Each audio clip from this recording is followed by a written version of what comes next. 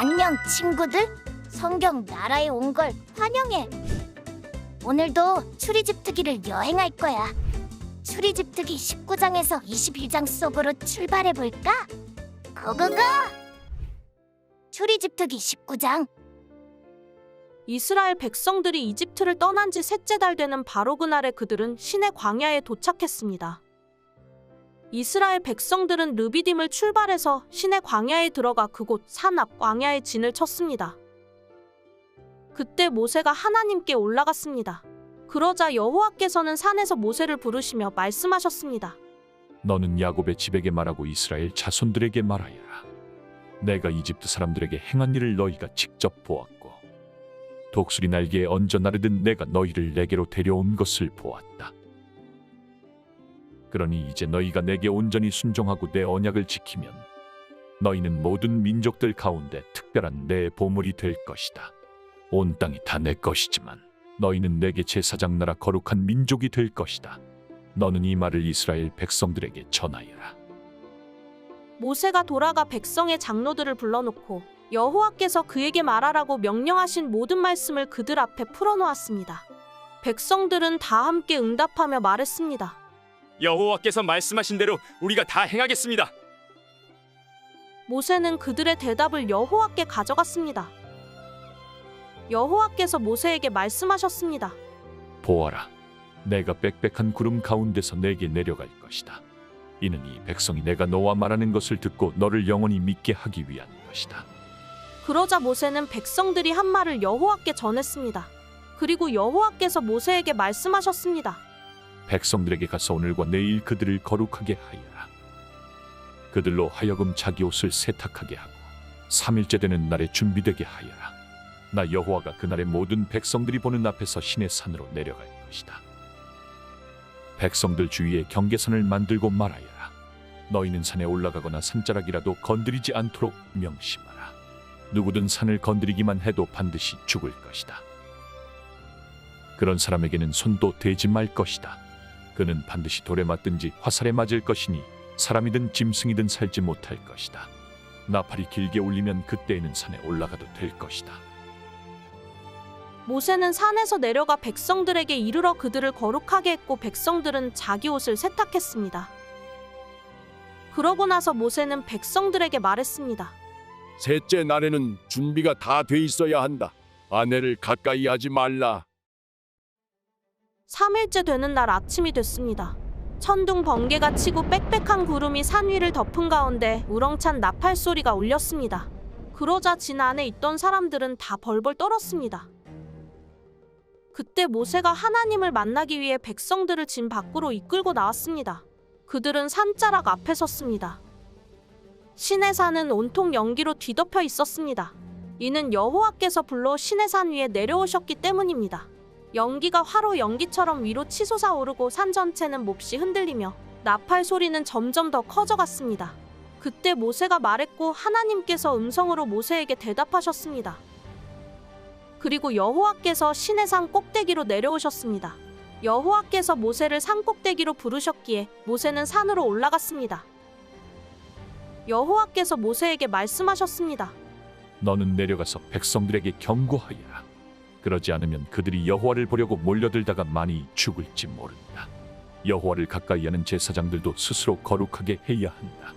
그러지 않으면 여호와께서 그들을 향해 진노하실 것이다. 모세는 여호와께 말했습니다. 주께서 직접 저희에게 산 둘레의 경계를 지어 거룩하게 구별하라고 경고하셨기 때문에 백성들이 시내 산에 올라오는 일은 없을 것입니다. 여호와께서 대답하셨습니다. 내려가서 아론을 데리고 올라와라. 그러나 제사장들과 백성들은 몰려들어 나 여호와에게 올라오면 안 된다. 그렇게 하면 내가 그들을 향해 진노를 일으킬 것이다. 그러자 모세는 백성들에게 내려가서 전했습니다. 출애굽기 20장. 그리고 하나님께서 이 모든 말씀을 하셨습니다. 나는 너를 이집트에서 종살이하던 집에서 이끌어낸 내 하나님 여호와다. 너는 내 앞에서 다른 어떤 신도 없게 하여라. 너는 너 자신을 위해 하늘에 있는 것이나 땅에 있는 것이나 물속에 있는 것이나 무슨 형태로든 우상을 만들지 마라.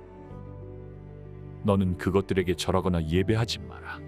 내 하나님 나 여호와는 질투하는 하나님이니 나를 미워하는 자들에 대해서는 아버지의 죄를 그 자식에게 갚되 3, 4대까지 갚고 나를 사랑하고 내 계명을 지키는 자들에게는 1000대까지 사랑을 베푼다. 너는 내 하나님 여호와의 이름을 함부로 부르지 마라. 여호와는 그 이름을 헛되이 받고 함부로 부르는 자들을 죄 없다 하지 않으실 것이다.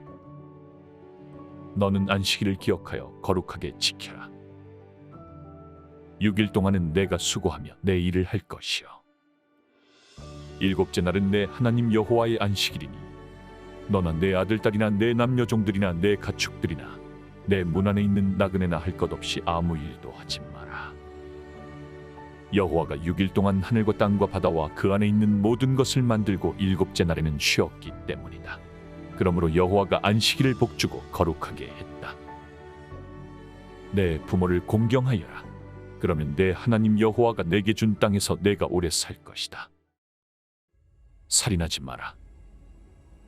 간음하지 마라. 도둑질하지 마라.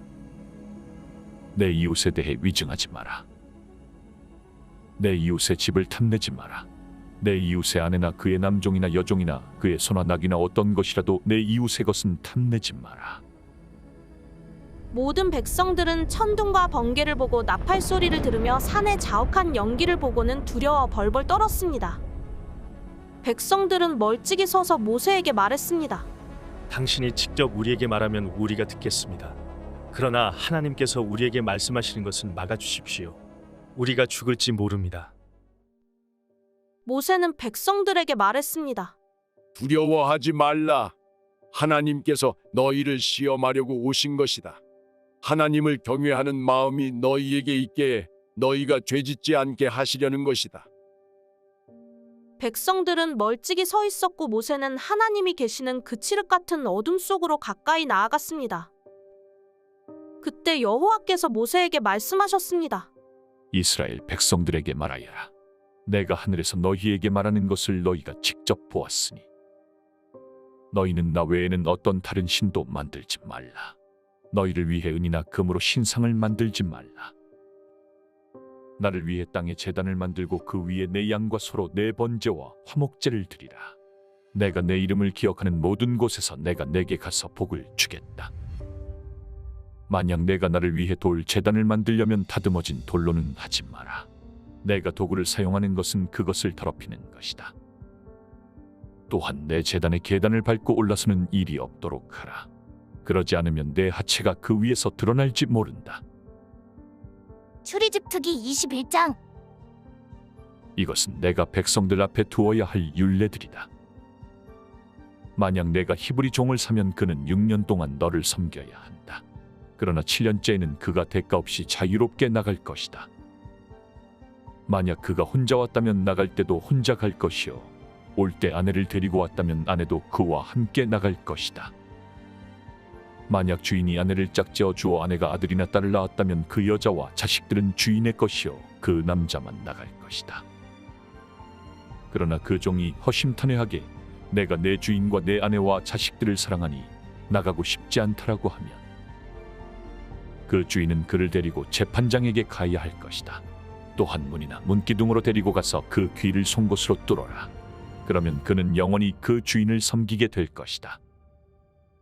어떤 사람이 자기 딸을 종으로 팔면 그 종은 남종처럼 자유롭게 나가지 못할 것이다. 주인이 자기가 가지려고 산 그 여종을 기뻐하지 않으면 주인은 여종을 속량해 주어야 한다. 그가 그 여종을 속였기에 이방 민족에 팔아넘길 권리는 없다. 그가 만약 자기 아들에게 주려고 산 것이라면 그는 그 종을 딸처럼 대해야 할 것이다. 만약 그가 다른 아내를 들인다 해도 그는 그 여종에게서 먹을 것, 입을 것 그리고 아내 될 권리를 제한할 수 없다. 만약 그가 이 세 가지를 여종에게 해줄 수 없다면 여종은 대가 없이 자유롭게 나갈 것이다. 누구든 사람을 쳐 죽이는 사람은 반드시 죽여야 한다. 다만 의도적으로 일부러 죽인 것이 아니고 하나님께서 그의 손에 넘겨주신 일이면 그는 내가 정해 놓은 곳으로 도망치게 해야 한다. 그러나 치밀한 계획하에 죽인 것이면 그를 내 제단에서 끌어내어 죽여야 한다. 누구든 자기 부모를 공격하는 사람은 반드시 죽여야 한다. 누구든 남을 유괴해 팔거나 계속 데리고 있거나 하는 사람은 반드시 죽여야 한다. 누구든 자기 부모를 저주하는 사람은 반드시 죽여야 한다. 싸우다가 돌이나 주먹으로 쳤는데 상대방이 죽지 않고 드러눕게 됐다가 다시 일어나 지팡이를 짚고 다니게 되면 친 사람이 책임질 필요는 없지만 다친 사람의 시간에 대해 손해를 보상하고 그를 완전히 낫게 해야 한다. 어떤 사람이 자기 남종이나 여종을 막대기로 때려 죽이면 벌을 받아야 한다. 그러나 그 종이 하루 이틀 뒤에 일어나면 벌 받지 않을 것이다. 종은 자기 재산이기 때문이다. 사람들이 싸우다가 아이 뵌 여자를 다치게 해서 낙태를 했으나 그 여자가 다치지 않았다면 가해자는 그 여자의 남편이 정한 대로 벌을 받아야 한다. 그리고 또한 재판관들이 결정한 값을 지불해야 한다. 그런데 여자가 다치게 되면 목숨에는 목숨으로, 눈에는 눈으로, 이에는 이로, 손에는 손으로, 발에는 발로, 화상에는 화상으로, 상처에는 상처로, 채찍질에는 채찍질로 갚아 주어라. 남종이나 여종의 눈을 쳐서 실명하게 되면 그 눈에 대한 보상으로 종을 놓아 주어야 한다. 또 남종이나 여종의 이를 부러뜨리면 이에 대한 보상으로 종을 놓아 주어야 한다. 소가 남자나 여자를 들이받아 죽이면 그 소를 돌로 쳐 죽이고 그 고기는 먹지 말아야 한다. 하지만 소 주인의 책임은 없다. 그러나 그 소가 들이받는 버릇이 있는데 주인이 경고를 받고서도 우리에 가두지 않아 남자나 여자를 죽인 것이라면 그 소를 돌로 쳐 죽이고 주인도 역시 죽여야 한다. 그러나 그에게 배상금을 요구하면 요구하는 배상금을 지불하고 자기 목숨을 구속할 수 있다. 소가 아들이나 딸을 들이받았을 때도 이 율례는 적용된다. 소가 남종이나 여종을 들이받은 경우에는 소주인이 그 종의 주인에게 은 30세겔을 지불해야 하고 소는 돌로 쳐 죽여야 한다. 구덩이를 열어놓거나 구덩이를 파고 덮어놓지 않아서 소나 나귀가 거기에 빠지면 구덩이 주인은 손해보상을 해 그 가축의 주인에게 돈을 줄 것이요 죽은 짐승은 구덩이 주인의 것이 된다. 소가 소를 다치게 해 결국 하나가 죽게 되면 그 주인들은 살아있는 소를 팔아 그 돈을 나눠 갖고 죽은 소도 나눠 가진다. 그러나 그 소가 들이받기로 유명한데 주인이 우리에 가둬놓지 않은 것이라면 그는 그 대신에 소로 갚아주어야 하고 죽은 소는 그의 것이 될 것이다. 수고했어, 친구들. 다음은 어떤 말씀이 우리를 기다릴까? 그럼 다음에 또 만나자. 안녕.